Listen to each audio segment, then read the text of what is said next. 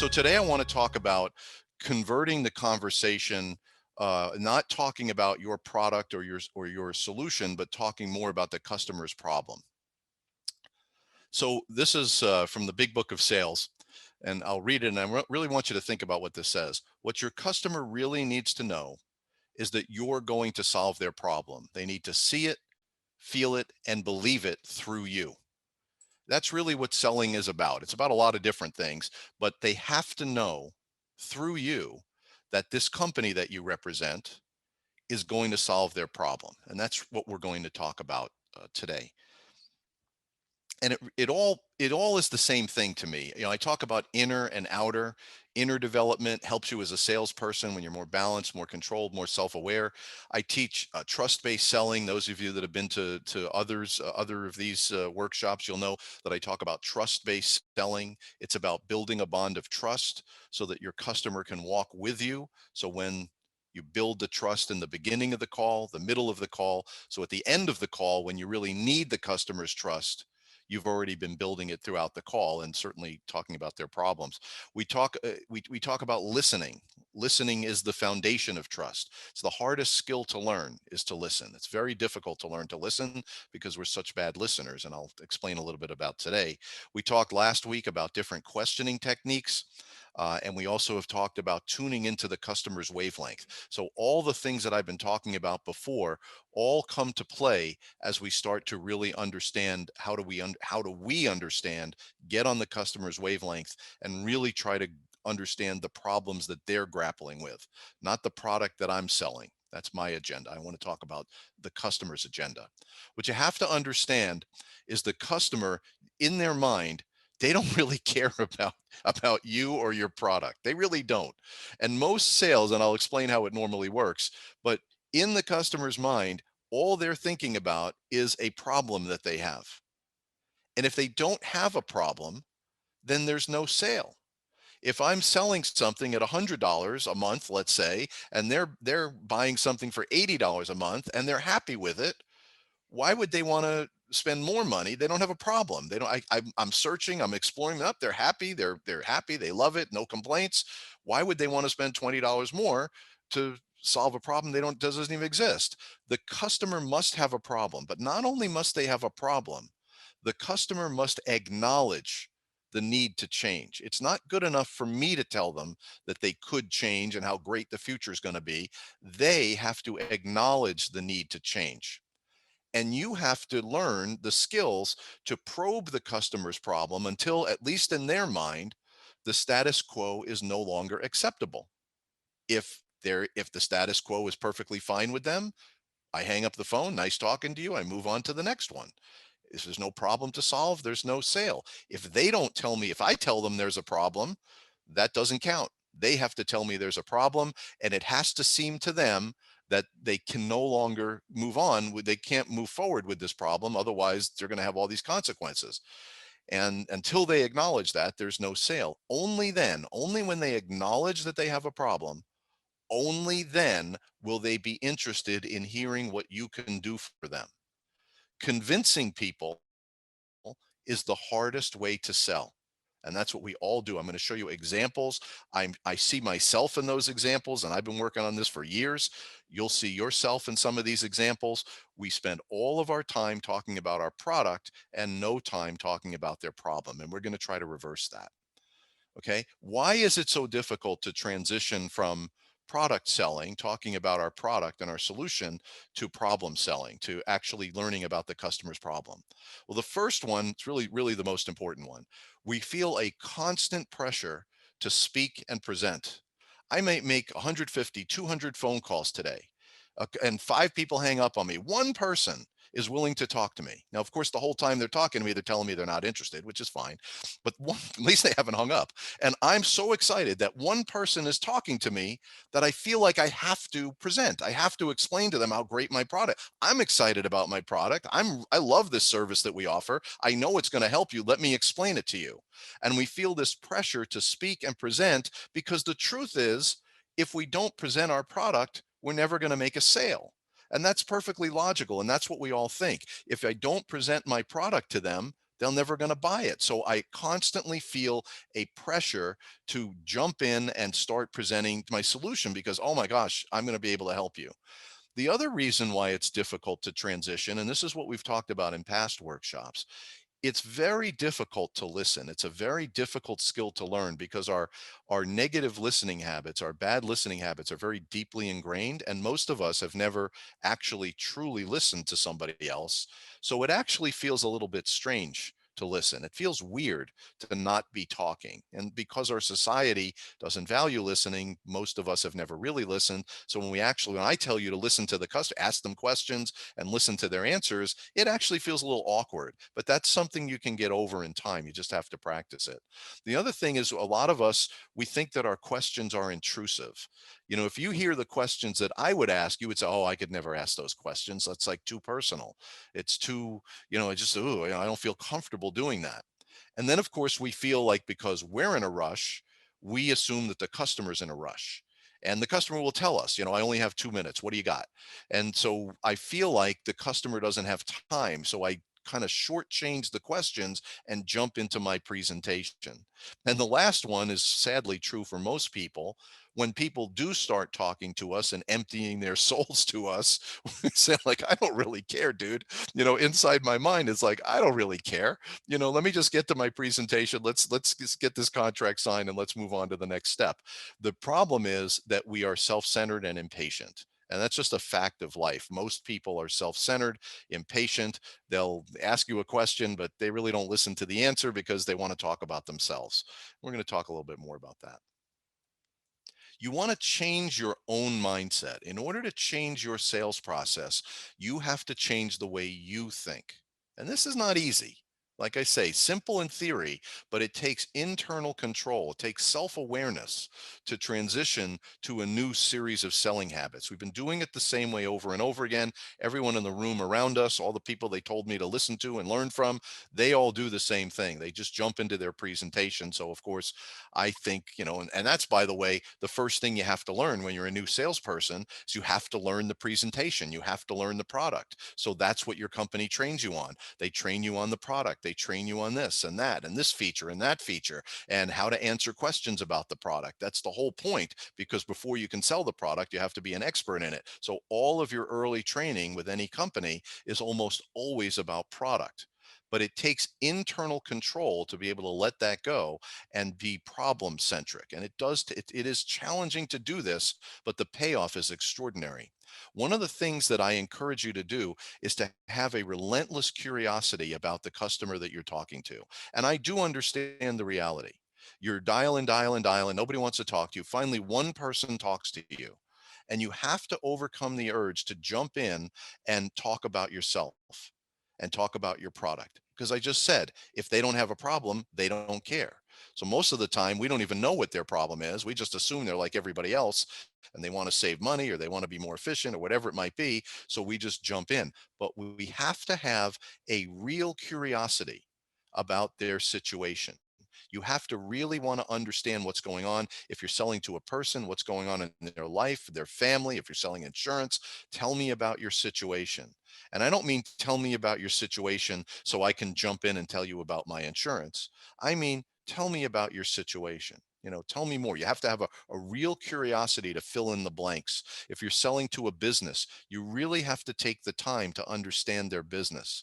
You have to be fearless, asking value and consequence questions. What would happen if? What is that worth to you? When you lose a customer, what does that mean to you? When you get too many customer support calls, how is that affecting your business? We feel like these questions are too personal or too deep, or they don't really want to, they don't want to answer us. Who am I? I'm just a sales guy, and I'm asking them about the value of a customer and the consequence of not taking action and how much money did they lose last quarter. It's very difficult to do this, but you have to get in the habit. Once you start asking these value and consequence questions, the first time, the first 5 times, the first 20 times, you will feel a little uncomfortable. because it's different. You're used to asking very surface questions, fact-finding questions. How many children do you have? How long have you been in business? All the facts, the easy questions to ask. But what we have to do is learn to ask the deeper questions, the harder questions that revolve around value and consequence. And then finally, the hardest thing of all to do, which takes practice, is to empty yourself and take your agenda off the table. And when you can do these things, when you can change your mindset to really take an interest in the customer's situation, when you really do want to know what is the value of that problem, what is the consequence of that problem, what would happen if you didn't make a change in the next year, what would that cost you every month, how much business would you lose? If you start to become comfortable with those questions and you can empty yourself, forget your product, forget your pitch for a few minutes, and just listen to what they have to say, everything will change in your life. Not only will it change in your sales, it'll actually change in your life. I want to share with you pivot techniques made me a lot of money, and I wish there were a million people here because I wish a million people would know this because it would help anybody. Okay, I'm going to give you a pivot technique that will help you overcome your urge to jump in and speak. Okay. Sales, at least the way I understand it, is a series of pivots and sequences. And I've studied sales and broken it down into hundreds of different little pivots and word tracks and sequences. And the more you study it and the more you practice and the more you have the courage to try these things and mess it up a few times until you become comfortable with it, the more you can understand these pivot techniques, the more you start to see, like if I were the quarterback of a football team, all I would see is the guys, trying to rush me and, tackle me and take my head off. Tom Brady, he doesn't see that. He doesn't focus on the problems. He focuses on little things. He sees a pivot, sees a little opportunity, and he throws a perfect pass because he's experienced and he knows what he's doing. He's studied the film and he's done it 1,000 times. If it's the first time doing it, it's difficult. So I'm going to share this pivot technique with you. But I will tell you that you do have to become more self aware. You've got to slow yourself down and you have to start becoming self aware during the sales process. Because if you're in a rush and you're in autopilot and you're just running on autopilot by habit, doing the same things over and over again, I'm going to share the technique with you, but you're not going to be able to use it at the right time. So the technique is very, very simple. Get them to say a keyword. Okay. I've sold, a lot of people here know me from insurance. I have some folks from the insurance office here. They know I've sold millions of dollars of insurance. Okay. The one thing I wanted people to say was they were happy or unhappy with the insurance they had. If they said, I hate Blue Cross, that's all I needed. That's all I needed. If you're selling, marketing services and they say, I'm happy with my marketing service, it doesn't matter positive or negative. They might say, I don't trust anybody to do my marketing. You're all a bunch of crooks. You just take my money and you don't give me any marketing results. Doesn't matter what they say. Just get them to say something. Get them to volunteer something. Okay. And the technique is as simple as possible. You just want to, okay, great. You hate Blue Cross. Let's talk about that. Let's go one level deeper into that. What did you hate about Blue Cross? What did you love about Blue Cross? You don't trust salespeople? Let's talk about that. You sound a little frustrated by that. What happened in the past that you don't trust salespeople? Just get them to say one thing. And as soon as they say one thing, instead of jumping into your presentation, and I'll show you some examples of how we all do that, instead of jumping into your presentation, they say one thing, and that is your pivot. Think of the word pivot. I'm pivoting from getting them to offer me one thing into now I'm going to take everything from them. They gave me the tip of the iceberg. Now I'm going to uncover the whole thing. Right? What problems can we take off your plate? So let me see that you get them talking. Now, here's the thing. Even if they tell you, I hate salespeople, I don't trust you, I don't want to buy insurance from anybody over the phone, I don't trust anything you're saying, you guys are a bunch of crooks, blah, blah, blah, blah, blah. You sound a little frustrated by your experience. Let's talk about that. What happened? And they'll go on and on and on. And they're complaining. And you think while they're complaining, you're losing the sale. But here's the truth. It's a paradox. The more they talk, positive, negative, doesn't matter what they're saying, unemotional. It's better, of course, if they're emotional, by the way. If they're angry at you and they're kind of letting off a lot of steam, the more they talk, the more they like you and the more they trust you. The more you listen, the more they like you and the more they trust you. The more questions you ask, the more, I call it psychic energy. When you start a conversation with a customer, they don't want to talk to you. They're holding psychic energy inside. They're holding whatever it might be, mistrust, anger, I don't care what it is. They're holding all this psychic energy inside. If I start talking about my product, maybe they're listening, but they're still holding on to all that psychic energy. When I let them talk, they let it all out. And the more they let off their psychic energy, it's a limbic response in your mind that when someone lets you talk, because so few people listen to us, when somebody actually listens to you, doesn't matter what you're saying, angry, happy, doesn't matter what you're saying, you like them and trust you. It creates a limbic response. So another thing, so this, let's talk about that. Let's go one level deeper. Let me see if I understand what you're telling me. I'd like to know more. You mentioned something a minute ago. I want to go more into that. Tell me more about that. Okay. One of the classic things I've used for years. You know what I love about my job? Every customer is like a puzzle. Everybody's a little bit different, and my job is to find out as much as I can and fit the puzzle piece in. So tell me a little bit more. Do you see how that works? Doesn't matter what they say, take whatever they say and pivot to, oh, let's talk about that. And now you're into problem solving mode. Does that make sense? It's really very, very simple. But like I said, I want to repeat what I said. If you're not self aware, if you don't do the inner work of inner development and you're off balance and you're running on autopilot, I just explained to you my secret, how I sold millions and millions of dollars, but you're not going to be able to do it because you're going to hear them say something and you're going to jump into your presentation because you're on autopilot. You're not thinking. You have to relax, slow down, get your personal life in balance, get your mind, get everything in balance. Then when somebody tells you something, oh, I hate salespeople. Oh, you sound really frustrated about your experience. Tell me about that. Right? Almost like you're a therapist, right? Or a doctor. Those are supposed to be expert listeners. That's what you have to be able to do. Whatever they say, just get them to say one thing and then pivot. That's the key word, pivot into asking them about that one thing. And then, of course, once they talk about that one thing, now they've mentioned other things. You have an endless array of questions to ask. But the key is to empty yourself, not worry about my presentation at the moment, not worry about if I can help them or not. Let me find out more. Have a relentless curiosity. Get really good at asking probing questions. You want to be like a drone. You go over the problem. Oh, wow. And you see this problem down below. Let's go in deeper. Oh, what about this over here? Let's talk about, does this problem create other problems for you? Other problems, other problems? Questions are what opens up opportunity. You presenting your product does not open up opportunity. This questioning technique, this ability to empty yourself and allow them to express their issue, this is how you build trust. And when you build trust in the beginning of the call, you earn the right to show them a solution and they'll trust you. And now at the end, if it's a good fit and I think I can really help them and I ask them to move forward, I'm not asking for their trust. I've earned their trust. Most salespeople drag the customer to the finish line and try to convince them. That's the worst way to sell. Not only is it stressful on the customer, it's a very stressful way as a salesperson. It's a very stressful way to live your life. There's a much easier, much more balanced way to sell. It's called trust-based selling. And this is the core of it: asking questions, listening, probing, clarifying, all kinds of things that you can do. So this is customer psychology 101. If there's no problem, there's no sale. And that first bullet is the key. Your opinion of their problem counts for nothing.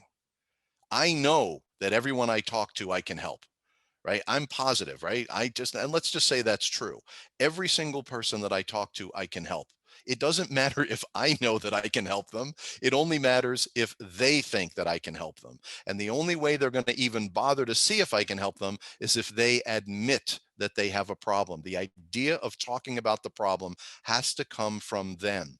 And if they do not talk about the problem, if you tell them what a big problem they have, well, it sounds good to you, but they're not psychologically committed. And so if you start presenting before they have acknowledged a problem, and before you've explored the problem, before you've laid it all bare right in front of them, hey, you got a big problem. Wouldn't you agree? Yeah, I do agree. I do have a big problem. I never thought of it that way. If you present before the customer acknowledges the problem, it's going to yield no results. They're just going to, oh, that's interesting. That's interesting. That's interesting, because they're not psychologically committed to even looking for a solution. You're just pushing a solution at them before they've acknowledged or admitted or even identified a problem. So I hope that makes sense. You want to take time in the beginning to open the and use that pivot technique, whatever they say, happy, sad, angry, I don't care what they are. Just say one thing. Oh, tell me more about that. You sound frustrated from your experience. Tell me more about that. Well, it sounds like you're pretty happy with your current vendor. Tell me more about that. What do they do for you? Do they do this? Do they do that? Really? Tell me more about that. Doesn't matter. Happy, sad, pivot. Tell me more. That's how I do it, and it's very successful. So here's a couple of examples. You want to be a green light, not a red light. And I want to pause on this particular example because it's so common. When I say 95% of salespeople sell this way, well, you'll see it yourself. Once you make the change, you'll notice that other people are still selling this way, and it's very difficult to drag people to the finish line. Somebody tells you, for whatever, you did a good job, and someone tells you, yeah, we're having quality problems. 90% of salespeople, the most common response is, wow, you're having quality problems. Well, sir, you're not going to have any quality problems with our product. Are you in front of your computer? I want to show you a couple of things. Can you go to a website with me? I want to show you, I want to show you this, 105 widget here that I have. You're not going to have any quality problems with us. That's a red light. The customer was about to offered to you that little tip of the iceberg. You walked right past it and started your presentation. I cannot tell you 95% of salespeople do this. It's why people hate sales. And sales is so easy if you don't do it, right? They offer you something to talk about. They want to release their psychic energy, but you didn't let them. And now they're still holding on to it.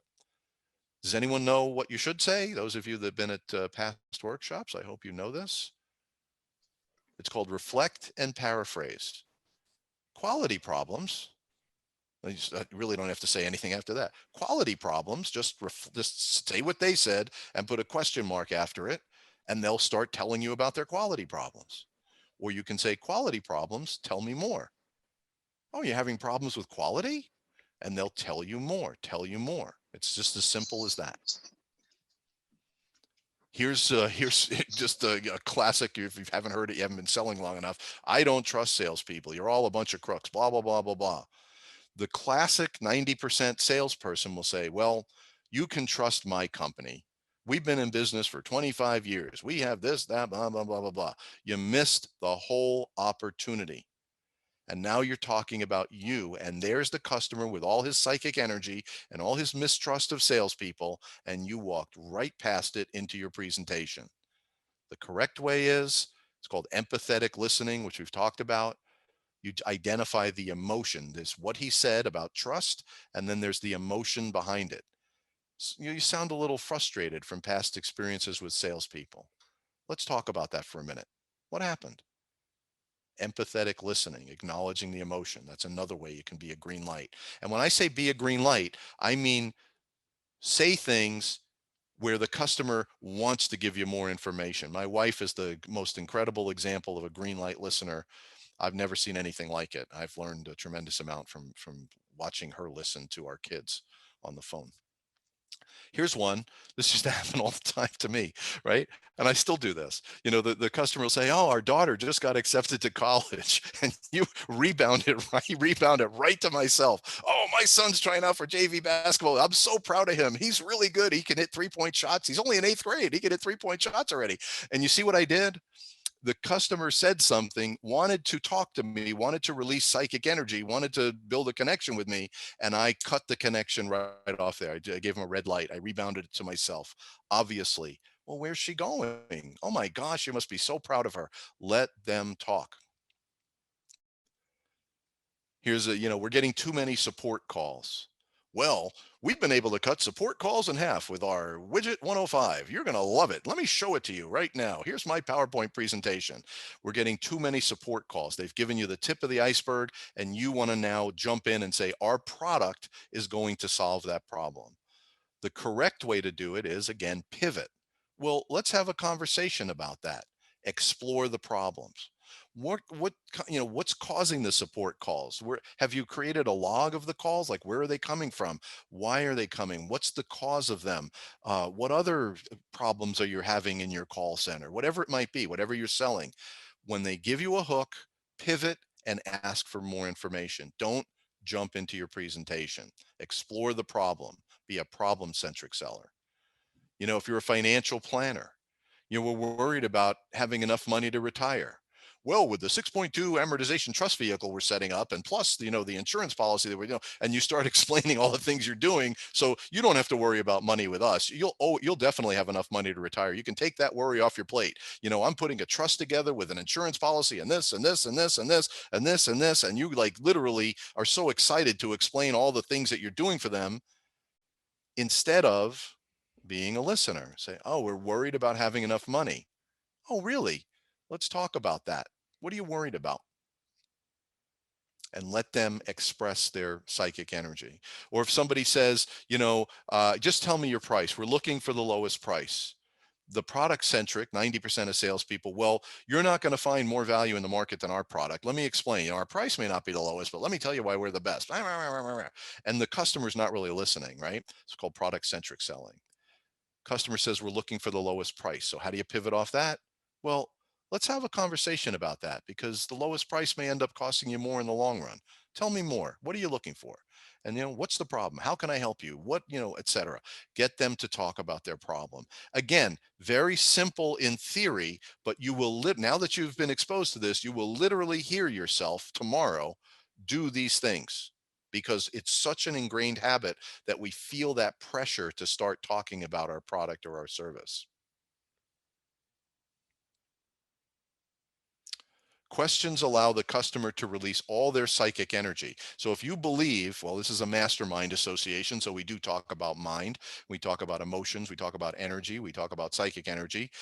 If you don't believe in psychic energy, then this next picture should make you a believer, because I'm sure you've all felt this exact same way. When you listen to the customer, when you're really good at asking questions and pulling out the problem, the customer physically will say, finally, someone is listening to me. Someone cares about my problem. Someone is actually trying to help me. Does that make sense? You say, well, psychic energy, that's imaginary. It's not imaginary. It's not. Someone is listening to me. All the other salespeople just try to push me into if you're selling health insurance, every other salesperson they've had, every other agent they've talked to just tries to push them into the health insurance.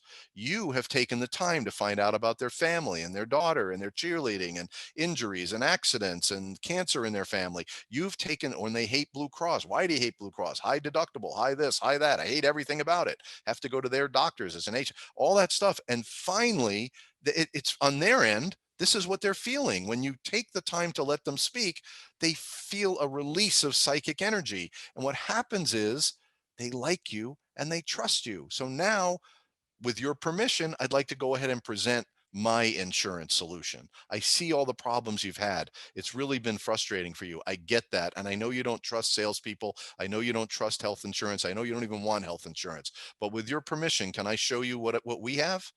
Of course you can show them what they have, because you listen to them. You've gotten on their wavelength. And this is just a classic. This is the truest thing I've ever said. Learning to sell is easy. It's repeatable. It's a science. I could teach you pivots and sequences and word tracks. You read the book, you get all the objection rebuttals. Learning to sell is easy. The hard part is learning how to listen. And I hope that makes sense to you, because and something I hope that you all work on. So that's what I wanted to say. I kept to my time limit. So I thank you all for being here, and I open it up to any comments or questions.